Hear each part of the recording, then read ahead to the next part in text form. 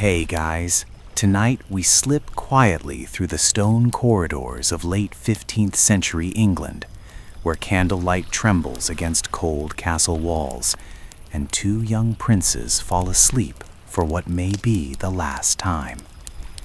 You stand in the Tower of London, listening to the faint echo of footsteps in a stairwell that smells faintly of damp straw and river mist. Somewhere outside, the Thames moves sluggishly in the dark, as if it too knows that something is not quite right. You are here at the center of one of the most famous medieval conspiracies ever whispered, one that, disturbingly, may have been true. And if you are imagining that royal life is all velvet cushions and silver goblets, I regret to inform you that you probably won't survive this particular family reunion. So before you get comfortable, take a moment to like the video and subscribe, but only if you genuinely enjoy what I do here. And while you're settling in, let me know in the comments where you're listening from and what your local time is. I love seeing how far these quiet little journeys travel across the globe. Now, dim the lights, maybe turn on a fan for that soft background hum, and let's ease into tonight's journey together. You are in the year 1483.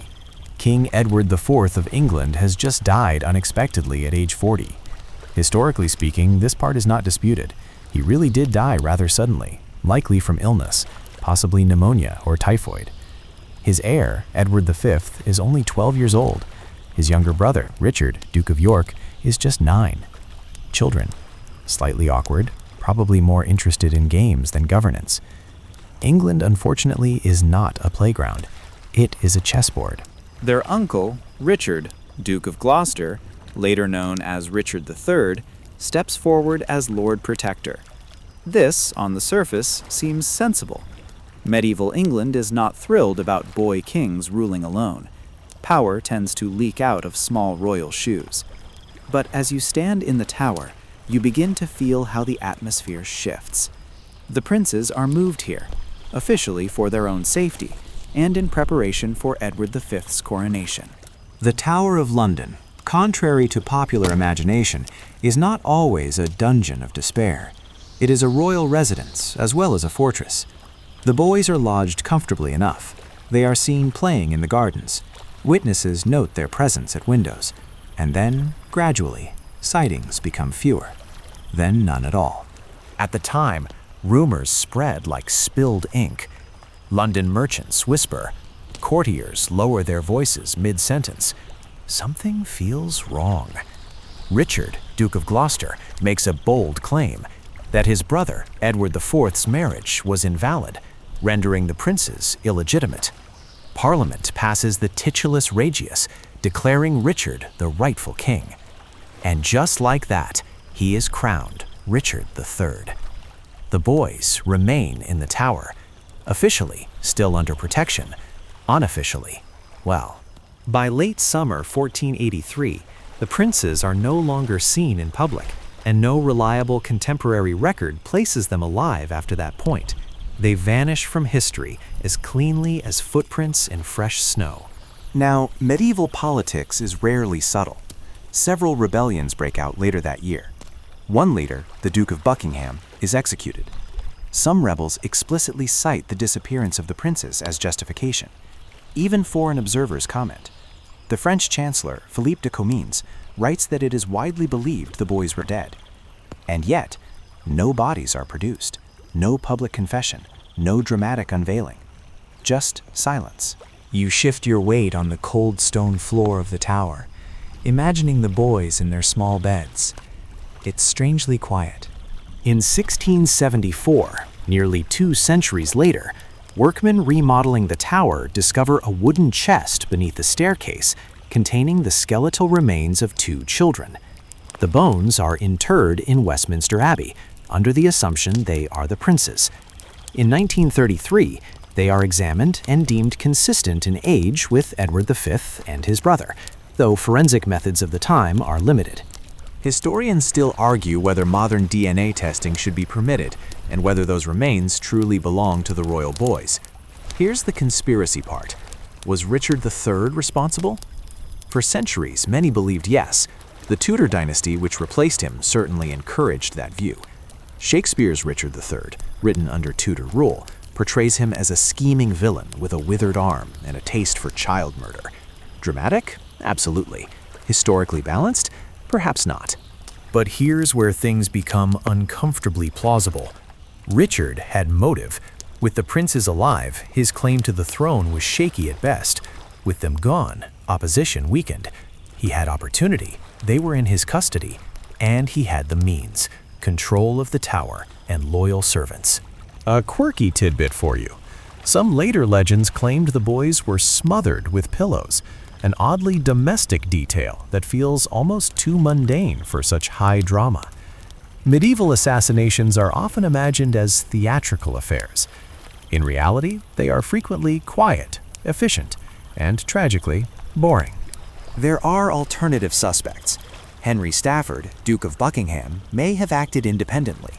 Or perhaps Henry Tudor, future Henry VII, benefited enough to cast suspicion backward. A few fringe theories even suggest one or both boys escaped and lived under assumed identities. You can almost see medieval England as the setting of an early identity swap thriller.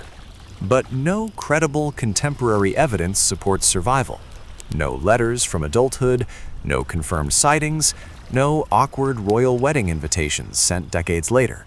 In 2012, when Richard III's remains were discovered under a parking lot in Leicester, yes, a parking lot, which feels like poetic medieval irony, modern forensic analysis revealed he did indeed have scoliosis, but not the grotesque deformities Tudor propaganda suggested.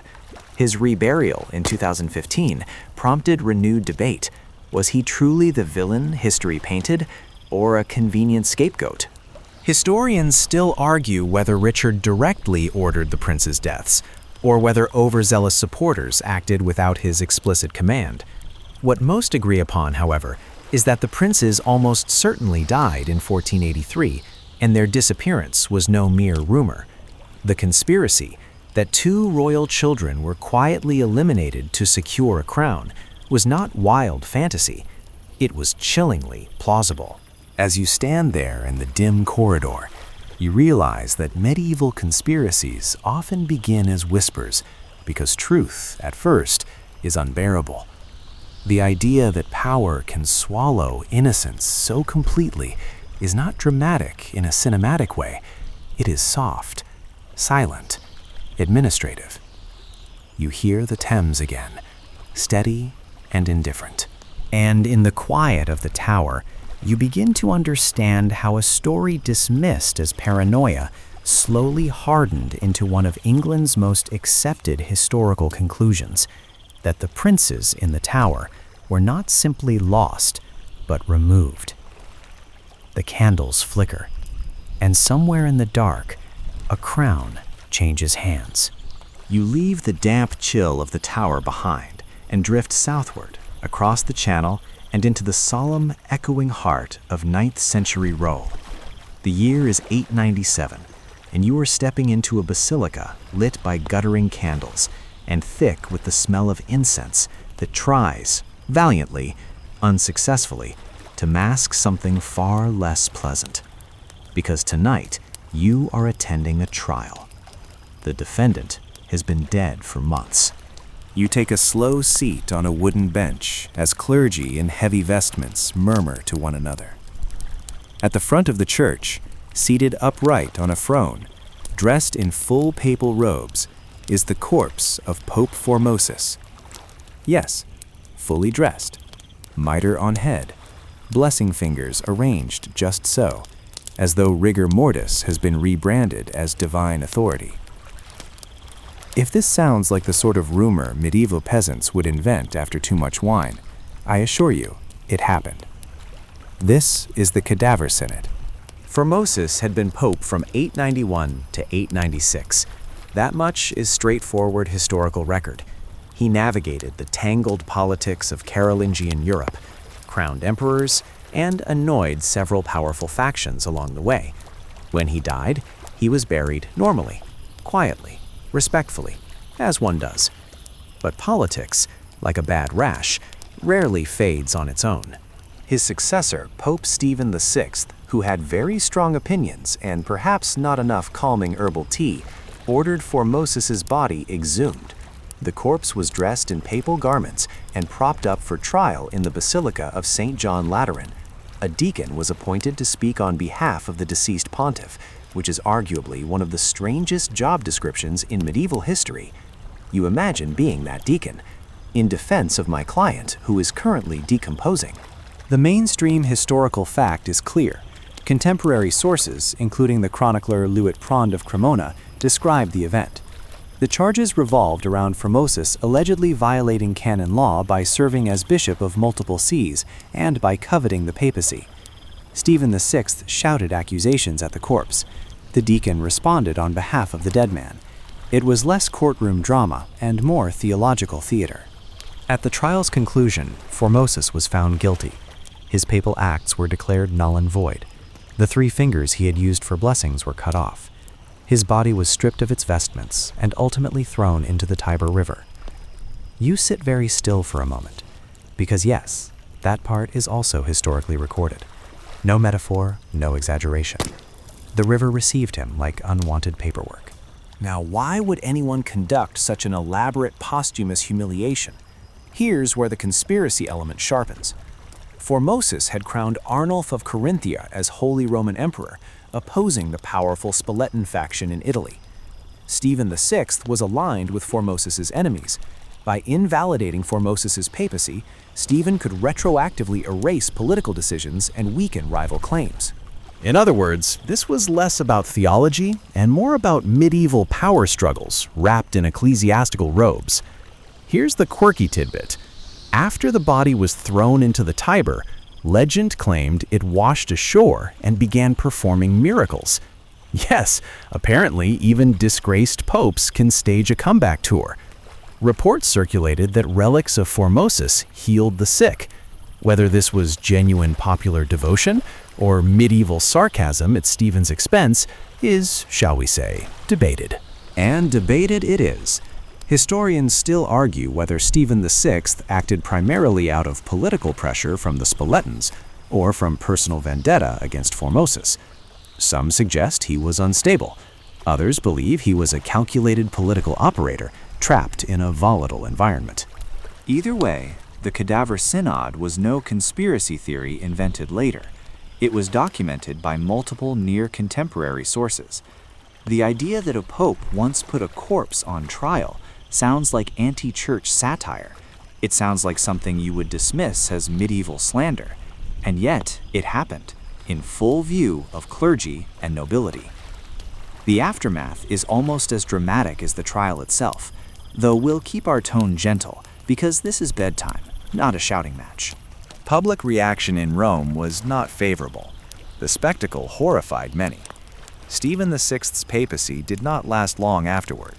Within months, he was imprisoned and eventually strangled, which, if you're keeping track, means that Rome briefly experienced the theological equivalent of a very chaotic office turnover. Subsequent popes reversed the cadaver synod's rulings. Formosus's acts were reinstated. His remains, what could be recovered, were reburied with proper honors in St. Peter's Basilica. The entire affair became an embarrassment that later church officials preferred not to advertise. And yet, you can feel how this conspiracy, the idea that church leaders would manipulate doctrine to rewrite political outcomes, was not paranoia, it was observable behavior. Medieval Europe was a place where spiritual authority and secular power intertwined so tightly that undoing one required theatrically undoing the other. You trace your fingers along the cool stone column beside you, and think about how stories like this travel through centuries. Imagine being a peasant hearing whispers that the Pope had dug up his predecessor and put him on trial. You might assume exaggeration. Medieval gossip was lively. But in this case, the truth was stranger than any embellishment. There is something quietly unsettling about how administrative cruelty can wear ceremonial robes. No dragon, no battle, just paperwork and a corpse in a chair. You exhale slowly as the candles flicker lower. The basilica empties in your mind. The throne stands vacant again. The river outside flows on, carrying secrets and, occasionally, former popes. And you realize that medieval conspiracies were not always hidden in shadows. Sometimes they unfolded in front of an audience, sanctioned by ritual, documented in ink, and later dismissed as too absurd to be real, until historians confirmed that yes, in the year 897, a dead man was indeed tried, condemned, and discarded. The air grows still, and somewhere beyond the stone walls, Rome settles into uneasy sleep.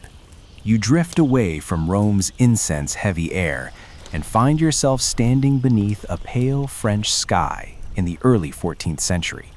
The year is 1307. Dawn has barely broken, and frost clings to the edges of cloaks and horses' manes. Across the kingdom of France, messengers ride with sealed orders tucked carefully inside leather satchels. The orders are not to be opened until Friday. It is Friday, October 13th, 1307. Yes, that Friday the 13th, though the superstition part may be a later embellishment. Still, it's deliciously ominous. Somewhere, a medieval clerk probably mutters, "This will not be great for branding." You stand outside a fortified commandery belonging to the Knights Templar. They are warrior monks, founded in the early 12th century to protect pilgrims traveling to Jerusalem after the First Crusade. Over time, they have grown wealthy, powerful, and remarkably organized. They operate like a medieval multinational corporation, complete with a recognizable logo, white mantles with red crosses, and a financial network that allows nobles to deposit money in Europe and withdraw it in the Holy Land. Yes, essentially medieval banking with swords. Here is the mainstream historical fact. At dawn on October 13th, King Philip IV of France ordered the mass arrest of the Templars within his realm. Hundreds were seized simultaneously. The charges? Heresy, blasphemy, idol worship, secret rituals, and, because medieval conspiracy lists are rarely subtle, spitting on the cross. You watch soldiers knock at heavy wooden doors. Templars, many of them aging veterans, are pulled from beds and taken into custody. The accusations sound theatrical, almost absurd. They are said to worship a mysterious head called Baphomet. They are accused of secret initiation rites involving denial of Christ. At first glance, this feels like classic conspiracy theory material. Shadowy order, secret ceremonies, hidden wealth. The kind of story that would later inspire novels, late-night documentaries, and perhaps a few overly dramatic podcasts. But here's the twist. King Philip IV. Philip, sometimes nicknamed Philip the Fair, which sounds flattering until you realize it refers to appearance, not temperament, had borrowed heavily to fund wars against England and Flanders. The Templars' wealth and independence made them both useful and inconvenient. They answered directly to the Pope, not to any king. And Philip needed money. Historians widely agree that financial motives were central to the arrests. Under torture, because medieval interrogation techniques were not exactly gentle spa treatments, some Templars confessed to the charges. Others later recanted. The confessions were inconsistent, often contradictory. Here's the key point. While the specific accusations of idol worship and bizarre rituals were likely fabricated or exaggerated, the conspiracy itself, that Philip orchestrated a coordinated takedown of the Templars to eliminate his debts and seize their assets, was very real. You can almost feel the administrative precision. Sealed letters sent across France, opened simultaneously. Arrests carried out in one sweeping motion. It is less chaotic mob hysteria and more carefully planned political chess. The quirky tidbit for tonight: the legendary Templar treasure that supposedly vanished before the arrests. Later stories claimed ships slipped away from the port of La Rochelle, carrying vast riches to Scotland, or even, in more imaginative retellings, to the New World centuries early. While there's no solid evidence of secret transatlantic voyages, some Templar assets did seem to disappear, fueling speculation that sympathetic allies helped conceal funds. Historians still argue whether any central heretical doctrine existed within the Templars at all, or whether isolated, coerced confessions created a myth that spiraled beyond reality. Most evidence suggests the order was orthodox in belief, and that the charges were politically motivated. But because torture shaped much of the testimony, certainty remains elusive. As you walk through the cold courtyard, you imagine the Grand Master of the Order, Jacques de Molay. He is eventually brought to Paris and held for years. In 1312, under pressure from Philip, Pope Clement V dissolves the Templar Order at the Council of Vienne. Officially disbanded, assets redistributed, though often conveniently into royal hands. In 1314, Jacques de Molay is burned at the stake in Paris after retracting his confession and proclaiming the order's innocence. According to later legend, possibly embroidered with dramatic flair, he calls upon both Philip and Clement to meet him before God within the year. Both men die within months. Medieval PR teams would have had a field day. Now, it would be easy to imagine peasants whispering that the king invented crimes to crush a wealthy rival, that he staged a grand heresy scandal to refill his treasury. It sounds like anti-royal propaganda. But the coordinated arrests, the financial context, the political pressure on the papacy, all of it points to deliberate strategy. The conspiracy was not that the Templars were secretly worshipping mysterious heads in candlelit basements. The conspiracy was that the crown engineered their downfall. You pause beside a shuttered chapel door. What makes this episode particularly unsettling is its familiarity. An organization grows powerful. A ruler grows indebted. Accusations surface. Legal machinery grinds forward. Public opinion is shaped. Assets change hands. And the narrative sticks. Even centuries later, the Templars remain wrapped in myth, guardians of holy relics, keepers of hidden knowledge. But beneath the legends lies a simpler truth. They were dismantled through a calculated political maneuver disguised as religious purification. You glance back at the frost-covered ground where hoofprints fade into morning light. The order that once commanded castles from Portugal to the Levant is reduced to memory.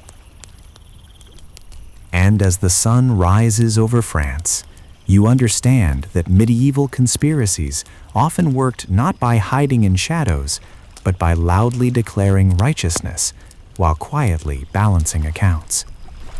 The wind moves gently across the fields, and somewhere in the silence, a sealed letter is opened.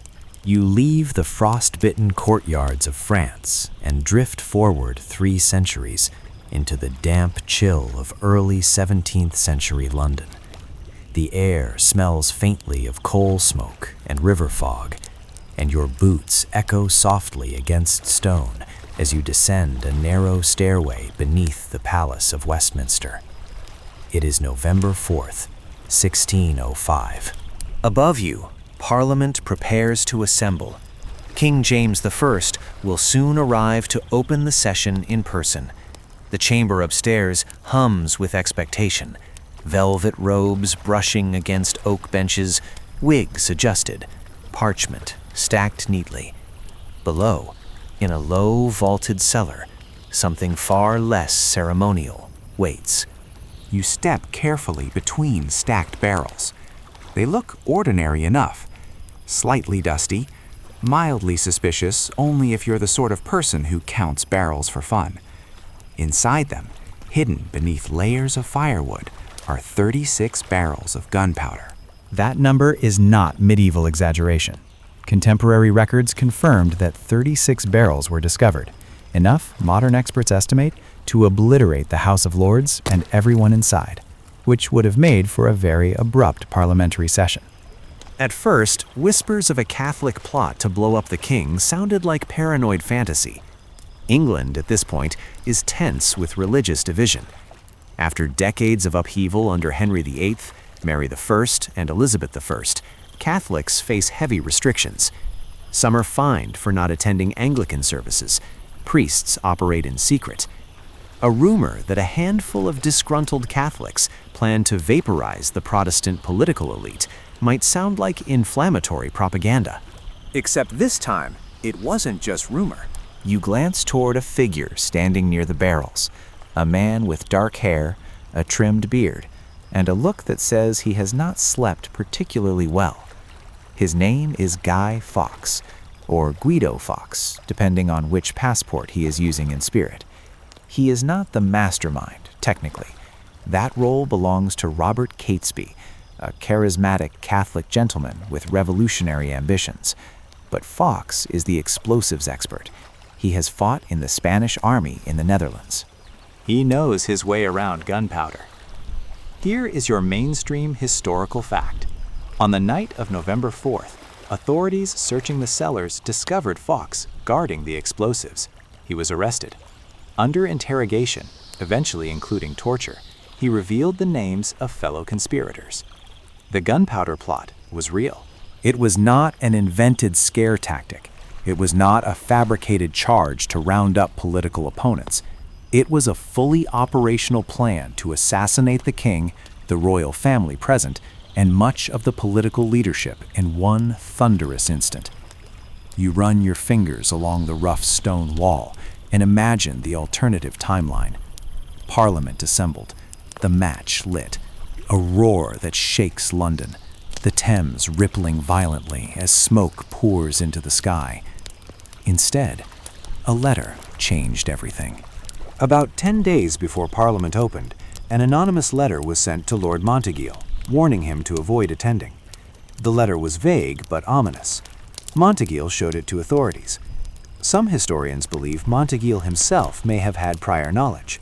Others suspect the letter's author was Francis Tresham, one of the conspirators, trying to save his brother-in-law. Historians still argue whether the government already knew of the plot and used the letter as convenient justification to act. What is clear is that the cellars were searched more thoroughly after the warning. Fawkes was found with slow matches and a lantern. The barrels were discovered behind stacks of wood. Here's a quirky detail for you. After his arrest, Fawkes initially gave his name as John Johnson. It's such an aggressively ordinary alias that you almost admire the lack of creativity. Medieval espionage, apparently, sometimes relied on vibes rather than branding. Under torture in the Tower of London, yes, we are back at the Tower again, it really does get around, Fawkes eventually signed a confession. His signature before and after torture is dramatically different, the latter shaky and distorted, a haunting little visual record of how persuasive pain can be. The conspirators who were not immediately arrested attempted to flee. Some were killed resisting capture. Catesby himself died in a shootout. Others were tried and executed. The details were grim, but we'll keep them gentle tonight. Now is where conspiracy and counter-conspiracy intertwine. Some contemporaries suspected the government may have known about the plot earlier and allowed it to progress just far enough to justify harsh measures against Catholics. King James's ministers certainly used the discovery to strengthen anti-Catholic laws. Bonfire Night, November 5th, was established to celebrate the plot's failure. Effigies of Guy Fawkes were burned annually. Imagine becoming a holiday mascot, but in the least flattering way possible. Historians still argue whether the authorities' intelligence network had prior hints of the scheme before Monteagle's letter arrived. Was the plot uncovered purely through that warning, or was it quietly monitored, then dramatically revealed for maximum political impact? Either way, the core conspiracy, the plan to destroy Parliament with explosives, was undeniably real. You sit on a cold stone step in the cellar and let the silence settle. It is strangely calm down here. The barrels remain intact, the match unlit. The wooden beams overhead creak softly. It's unsettling how close it all came. 36 barrels, one guarded cellar, one intercepted letter. You think back to the Templars and their sealed orders, to the princes who vanished quietly in the tower. Medieval conspiracies are rarely cinematic until hindsight gives them lighting and music. In the moment, they are logistical, paperwork, barrels, letters passed discreetly. And tonight, as the torches flicker and footsteps echo above, you understand that sometimes the wildest rumor that a handful of men plan to erase a government in a single blast is not paranoia. It is simply history that very nearly happened. The river outside moves slowly past Westminster's walls, and in the stillness beneath Parliament, the gunpowder waits, unused. You leave the echoing cellar beneath Parliament and travel much farther east, where the air thins and sharp mountain winds comb through stone ramparts perched high above Persian valleys. The year is the late 11th century. The landscape is rugged, dramatic, and frankly not ideal for anyone afraid of heights. Ahead of you rises the fortress of Alamut. It clings to a rocky outcrop in northern Persia, like a patient hawk watching the plains below. The path upward is narrow and winding. If you trip, you will not bounce. You will simply become a brief historical anecdote. This is the stronghold of a group that medieval Europeans would come to call the Assassins. The name alone sounds theatrical, like something invented by an overexcited crusader scribbling by torchlight. But as you step inside the stone walls of Alamut, you begin to sense the truth behind the legend. The order was part of the Nizari Ismaili sect, a branch of Shia Islam, led in this period by a man named Hassan-i-Sabah. Here is your mainstream historical fact. In 1090, Hassan seized Alamut through strategic planning rather than brute force, establishing it as the center of a growing network of fortified strongholds across Persia and Syria. He did not conquer it with an army. He infiltrated it gradually, converting key figures and gaining influence until the fortress was effectively his. Medieval Hostile Takeover, Mountain Edition. The Seljuk Empire dominated the region of the time, vast, powerful, bureaucratically confident. The Nizaris were a minority group under pressure. Open warfare would have been suicidal, so they adopted a different strategy: targeted assassination. You walk through a courtyard where men train quietly with daggers. Not wild-eyed fanatics, not cinematic acrobats leaping across rooftops. Just disciplined individuals who blend into crowds and strike carefully chosen targets. Viziers, generals, political rivals. One of their most famous early victims was Nizam al-Mulk, the powerful Seljuk vizier, assassinated in 1092. Contemporary sources confirm his death by a Nizari operative disguised as a Sufi mystic. It was not a random killing, it was strategic. Remove key leadership, disrupt governance, send a message. Now, here's where myth begins to swirl. Crusader chroniclers claimed the assassins drugged their followers with hashish, hence the term hashashin, and promised them visions of paradise filled with gardens and delights so that they would willingly die on missions. It's a dramatic image. Young recruits awakened in lush gardens, convinced they've tasted heaven, then told martyrdom will return them there. Quirky tidbit time. Modern historians widely doubt this story. There is no solid contemporary Muslim source confirming mass drug-induced indoctrination. The term hashashin may have been a derogatory label, meaning something closer to rabble or troublemakers. The Paradise Garden tale likely grew in retellings by figures like Marco Polo, who wrote about the assassins centuries later and may never have visited Alamut at all. Historians still argue whether the hashish story was entirely fabricated by opponents to paint the Nizaris as irrational extremists, or whether isolated incidents were exaggerated into legend. What seems clear is that their effectiveness came less from narcotics and more from intelligence networks and psychological warfare, because that is the real conspiracy here. The assassins cultivated a reputation so powerful that rulers feared them even when no operative was nearby. There are accounts, possibly embellished, of Nizari agents infiltrating enemy courts, leaving daggers on pillows as silent warnings. Imagine waking up to that. It's the medieval equivalent of finding a strongly worded email, drafted but unsent. The Seljuk rulers and later Crusader states recognized that the assassins were not random murderers, they were politically calculating. They sometimes formed temporary alliances, even with crusaders, when it suited their survival. Pragmatic, not chaotic. European chroniclers described them as a secretive death cult with an all-powerful old man of the mountain. This title likely referred to Hassan-i-Sabah, or later leaders, but the image of a mystical puppet master controlling mindless killers oversimplifies a complex socio-political movement. You sit on the fortress wall and look down into the valley. From here, the world feels distant, safe, self-contained, and yet influence radiates outward from this stone nest. The Mongols would eventually destroy Alamut in 1256 under Hulagu Khan. The fortress library, reportedly extensive, was burned. Much of what we know about the assassins comes from hostile sources because their own records were largely lost, which means our understanding is filtered through the pens of enemies. Still, the targeted assassinations are well documented in multiple sources. The Nazaris did conduct coordinated political killings. They did operate from fortified mountain strongholds. They did survive for generations using intelligence, infiltration, and fear as tools.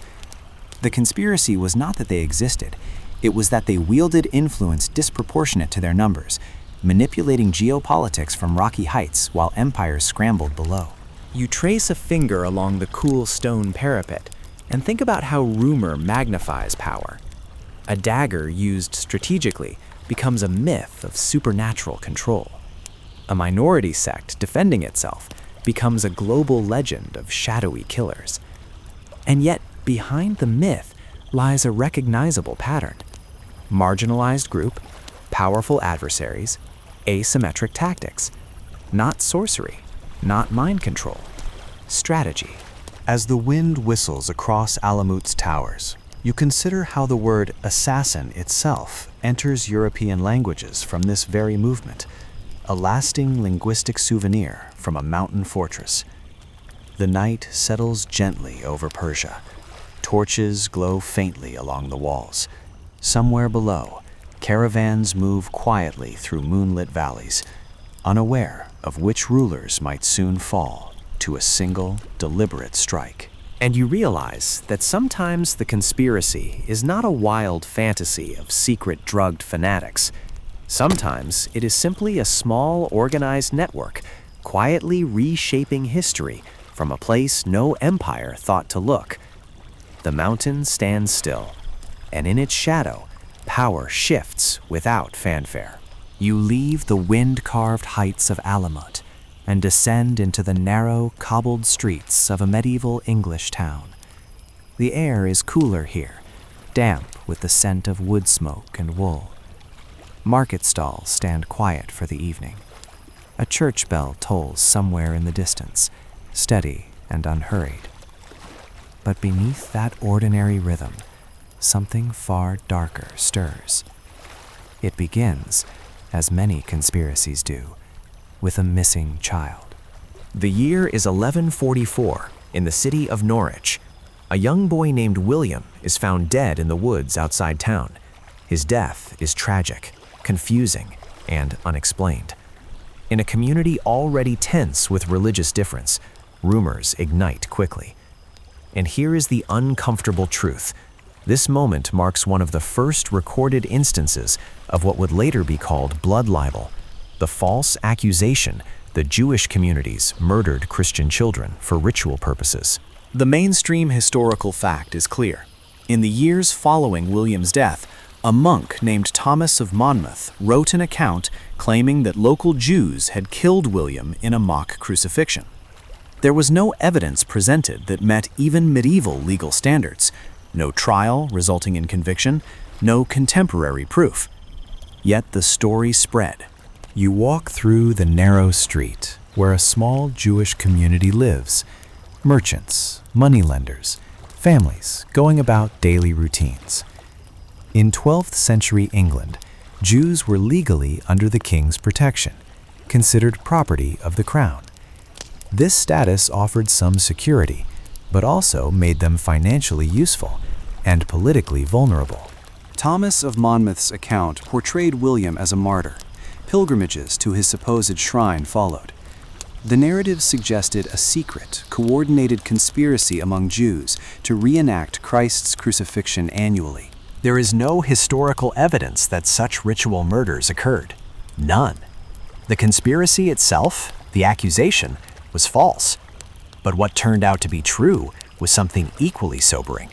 These accusations were sometimes deliberately encouraged, or at least tolerated, by authorities for political or financial reasons. In some cases, rulers used blood libel claims to justify confiscating Jewish property, canceling debts owed to Jewish moneylenders, or consolidating political power. In other words, while the alleged ritual conspiracy was fiction, the manipulation of that fiction for gain was very real. You feel the tension in the air, a whisper here, a glance there. Fear does not need proof to travel. By the late 12th and 13th centuries, similar accusations appear across Europe. Lincoln in 1255, Blois in 1171, and beyond. In Lincoln's case, the death of a boy called Little St. Hugh led to arrests and executions of local Jews. Again, no credible evidence supported the claims. Historians still argue whether these accusations emerged spontaneously from popular superstition, or whether certain clergy and nobles actively shaped the narratives to serve economic or political ends. Likely it was a mixture, fear amplified by opportunism. Here's a small, almost surreal tidbit. In some towns, elaborate legends developed describing secret Jewish councils meeting annually to select a Christian child for sacrifice, as though medieval Europe imagined a sinister board meeting with a very unfortunate agenda item. It reads like grim folklore, but it fueled very real consequences. You stand quietly in the shadow of the church and reflect on how rumor can harden into accepted truth when repeated often enough. The boy, William of Norwich, was never canonized officially by the church, and even in the Middle Ages, some authorities were skeptical. Yet the story endured. The conspiracy that turned out to be true here is not the ritual murder.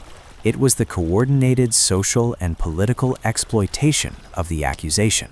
In 1290, King Edward I expelled all Jews from England.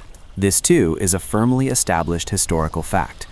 The expulsion followed decades of increasing restrictions, taxation, and periodic violence, often inflamed by blood libel narratives. Jewish communities would not be officially readmitted to England until the 17th century.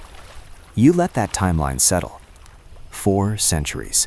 The quiet market street feels heavier now. Not dramatic, not explosive like barrels of gunpowder.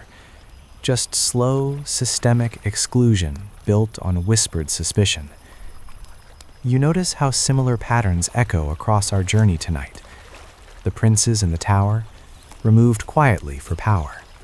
The Templars, accused dramatically to erase debt. The assassins, mythologized by enemies. And here, entire communities cast as secret conspirators through stories that spread faster than facts. 3 light jokes feel inappropriate here, so instead, perhaps one gentle observation. Medieval Europe had a remarkable talent for inventing elaborate plots without ever checking the minutes of the supposed meeting. Historians today overwhelmingly agree that blood libel accusations were unfounded and harmful myths.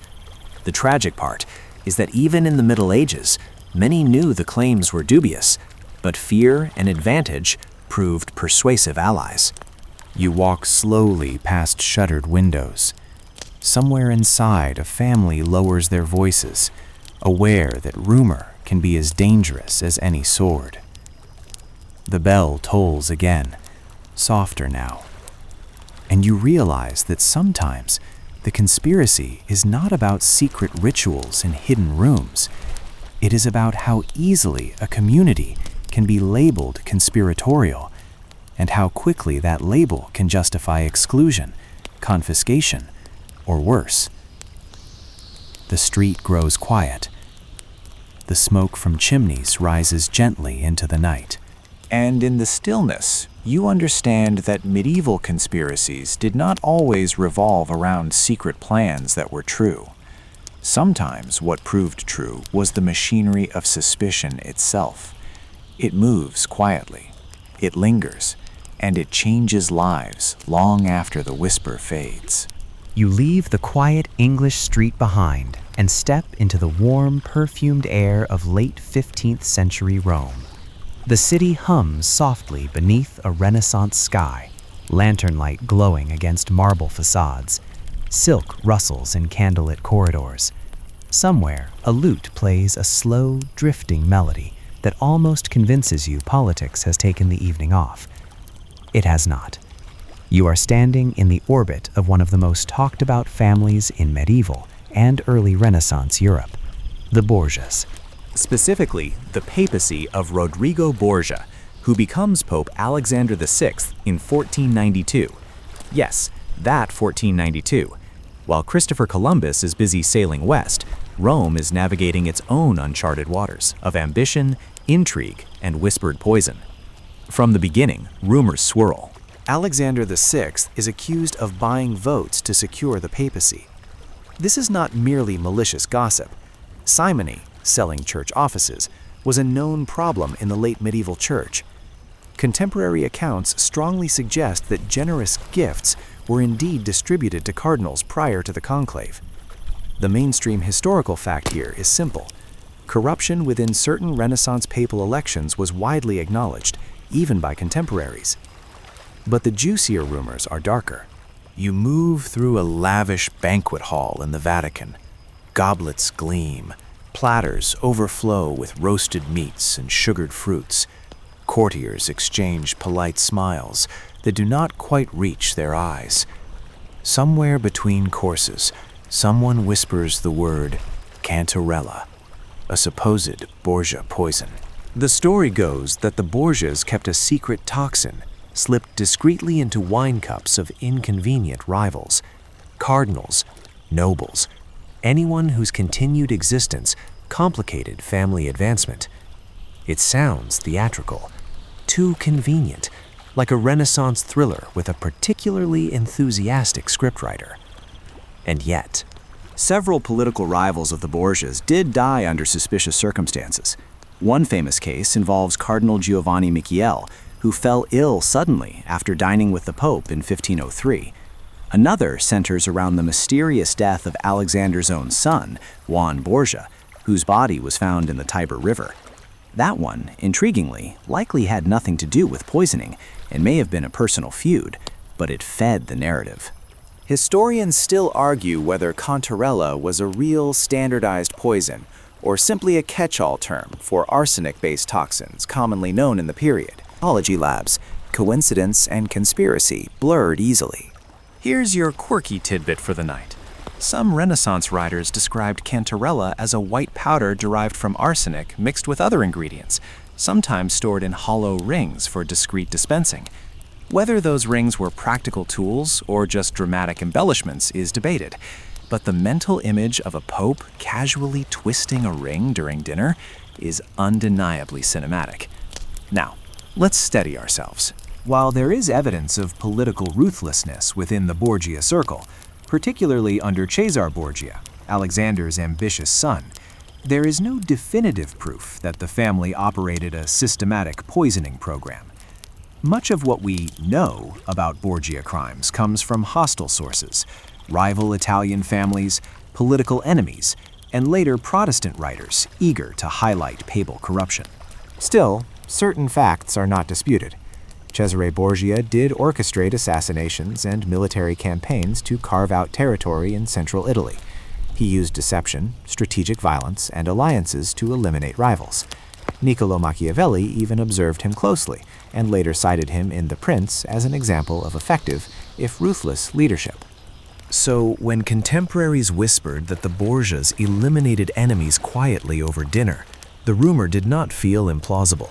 It felt consistent with their reputation. You stand near an open window overlooking Rome's rooftops. The city glows softly beneath you. It is easy to imagine how quickly a story could spread here. A cardinal falls ill. A rival duke dies unexpectedly. A servant swears the wine tasted strange. Within days, poison becomes common knowledge. Historians still argue whether the Borgias were uniquely depraved or simply typical products of a fiercely competitive Italian political landscape. Many Renaissance rulers engaged in plots, betrayals, and occasional discreet removals of obstacles. The Borgias may have been less exceptional than their legend suggests.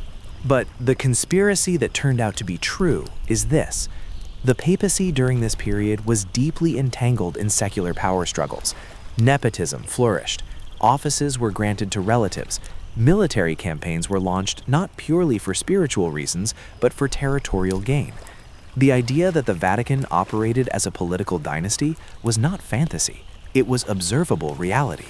The poisoning narrative may be exaggerated, but the broader truth of corruption and calculated maneuvering stands firm. You think back to the cadaver synod, the corpse propped on a throne, power cloaked in ceremony. Here, in Renaissance Rome, power wears silk and smiles pleasantly while adjusting its ring. There is something almost gentle about how conspiracy operates in these halls. No explosions, no public trials of corpses, just a raised glass, a quiet toast, a subtle shift in influence. A funeral a week later.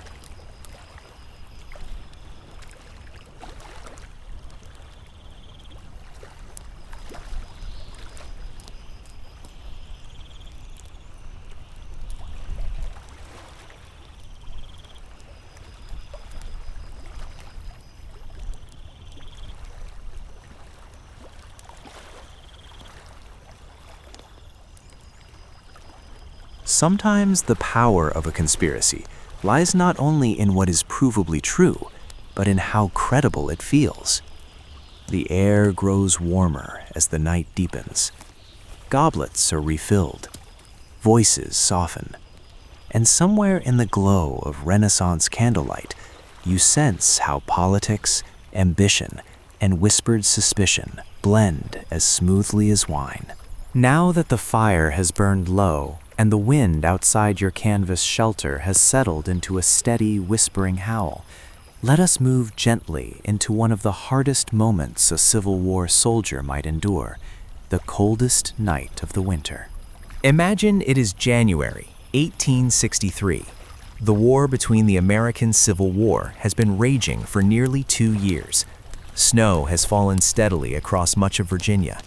In camps near Fredericksburg and along the banks of the Rappahannock River, thousands of men lie in makeshift winter quarters, hoping their thin defenses against the elements will be enough. By this stage of the war, both the Union Army and the Confederate States Army had learned some hard lessons about winter. Early campaigns had caught many regiments unprepared, but now, if supplies allowed, soldiers constructed more permanent huts. These were small log cabins built from green timber cut nearby, chinked with mud to block drafts, and topped with canvas or rough planks. But not every soldier was so fortunate. If you were part of a unit constantly on the move, perhaps marching under a general like Robert E. Lee or Ulysses S. Grant, you might still be sleeping in a simple A-frame tent, and on the coldest nights, a tent offered very little comfort. As darkness fell, the temperature would begin its steady descent. During the day, even in winter, sunlight could soften the frozen ground. But at night, without cloud cover, heat radiated quickly into the clear sky. Frost crept across blankets, and stiffened, damp clothing hung too close to the tent walls. Inside, 6 to 8 men might share a small space designed for half that number. They lay shoulder to shoulder, not out of friendship, but necessity. Body heat mattered. One man's warmth could mean the difference between tolerable discomfort and dangerous chill. Breath condensed in pale clouds. Mustaches and beards gathered tiny crystals of ice. If a man turned in his sleep and brushed the canvas wall, he might feel the fine dusting of frost that had formed on the inside. The fire outside, carefully tended before lights out, was both a blessing and a risk. Fires provided warmth and a place to heat coffee or hardtack, but they also revealed a camp's position. On active fronts, sentries stood guard while others slept, stamping their feet and rubbing their hands, muskets resting against shoulders grown stiff from cold. In some winters, the suffering reached historic proportions. The winter of 1863-1864, in particular, would become infamous at Valley Forge. Though that site is more famously tied to the Revolutionary War, it served as a symbolic reminder of how American soldiers had endured bitter cold before. Civil War soldiers often compared their hardships to those of earlier generations, taking comfort in shared national mythology. More directly relevant was the brutal winter at Dalton and in camps around Chattanooga, where Union and Confederate forces alike struggled with snow, sleet, and freezing rain. Supply lines stretched thin, wagons bogged down in mud that later hardened like iron when temperatures dropped overnight. When rations ran short, the cold felt sharper. The human body burns more calories trying to maintain warmth. A soldier living on salt pork, hardtack, and weak coffee did not always receive enough fuel. Hunger hollowed cheeks and thinned already lean frames. Without sufficient fat or muscle, a man felt cold more intensely. His fingers grew numb more quickly. His resilience waned. Boots were another quiet torment. Leather stiffened when frozen. If a soldier's boots had been soaked earlier in the day, crossing a stream or marching through slush, they might freeze solid overnight. In the morning, he would struggle to force his feet inside. Sometimes, men slept with their boots under their blankets or even wore them to bed just to keep them pliable. Wet socks were a constant enemy. Frostbite did not always arrive dramatically. It crept in slowly, beginning with tingling, then numbness, then a waxy pallor to skin. Toes could blacken. In severe cases, amputation became necessary. Yet, even on the coldest night, there were small acts of comfort. One soldier might pull an extra scrap of blanket over a comrade who had kicked his off in restless sleep. Another might quietly add a log to the embers outside before turning in. Someone with a talent for storytelling might murmur a familiar tale from home, of a farm in Ohio, a shop in Boston, or a plantation in Georgia, until the rhythm of his voice blended with the wind. Letters were treasures in winter. A folded sheet of paper from a wife, mother, or sweetheart could be read again and again by firelight. The words, written weeks earlier, carried warmth that no wool blanket could provide. Men often kept such letters tucked inside their jackets, close to the chest. Morale rose and fell with the thermometer. When snow fell gently and evenly, blanketing the camp in silence, it could feel almost peaceful. But when icy rain cut sideways through camp, soaking everything and then freezing solid, spirits dropped. Misery loves company, they say, and in these camps, shared suffering forged deep bonds. Veterans later recalled that winter comradeship was unlike any other. As the coldest night deepened, sleep came in fragments. A man might drift off, only to wake with a start as a gust rattled the tent poles. He might shift closer to the center of the group for warmth. Somewhere outside, a horse stamped in its tether, harness jingling faintly. A distant cough echoed through the dark. Gradually, the eastern horizon would pale. Before dawn, the temperature often reached its lowest point. This was the hardest hour, the moment when fatigue was deepest and warmth most scarce. But it was also the moment closest to relief. When the bugle sounded reveille, it carried not just a call to duty, but a promise. The sun would rise again. Men crawled from tents, shoulders hunched, breath billowing in white plumes. They broke thin sheets of ice in water buckets. They stamped life back into their feet. They gathered around rekindled fires and wrapped chilled fingers around tin cups of steaming coffee. And somehow, they endured. The coldest night did not end the war. It did not end the march. It did not end the soldier's service. It became another story, another trial survived. If you imagine yourself there, beneath canvas stiff with frost, listening to wind comb through bare branches, you begin to understand that endurance was not loud or dramatic. It was quiet. It was shared. It was built of small decisions repeated again and again. To rise, to march, to help a friend, to hold on until morning. And in that quiet endurance, through snow and darkness and the long, unyielding winter, the soldiers of the Civil War carried on, waiting, always, for the coming spring. End of script. Sweet dreams.